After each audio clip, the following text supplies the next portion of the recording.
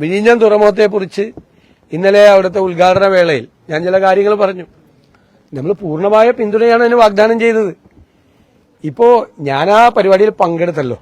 രണ്ടാം ഘട്ട വികസനത്തിലും ഉദ്ഘാടനത്തിലുമൊക്കെ പ്രതിപക്ഷം പങ്കെടുത്തു, പൂർണ്ണമായി സഹകരിച്ചു. അവിടെ ഇന്നലെ ഇതിന്റെ എല്ലാം അവകാശവാദം ഉന്നയിച്ച മുഖ്യമന്ത്രി പാർട്ടി സെക്രട്ടറി ആയിരിക്കുമ്പോഴാണ് 2014 ഇത് തറക്കല്ലിടുന്നതിന്റെ ഉദ്ഘാടന കർമ്മം പ്രതിപക്ഷം അന്ന് ബഹിഷ്കരിച്ചത്. അന്ന് മുഖ്യമന്ത്രി ഇത് 6000 കോടി രൂപയുടെ റിയൽ എസ്റ്റേറ്റ് പദ്ധതിയാണ്, ഇത് അഴിമതിയാണ്, കടൽ കൊള്ളയാണ് എന്ന് ആക്ഷേപിച്ച പദ്ധതിയാണ്. അതിനെയെല്ലാം മറികടന്ന് ഉമ്മൻചാണ്ടി എന്ന മുഖ്യമന്ത്രിയുടെ ഇച്ഛാശക്തിയുടെ ഫലമായി അവിടെ ഇന്ന് ഉയർന്നു വന്നത്. അത് പറയാതിരിക്കാൻ പറ്റുമോ? ഉമ്മൻചാണ്ടിക്ക് ഒരു നന്ദി പറയാതിരിക്കാൻ പറ്റുമോ? അന്ന് ഇവർ ബഹിഷ്കരിച്ചതാണ്. അന്ന് ഇവർ പറഞ്ഞു 6000 കോടി രൂപയുടെ റിയൽ എസ്റ്റേറ്റ് ആണ്.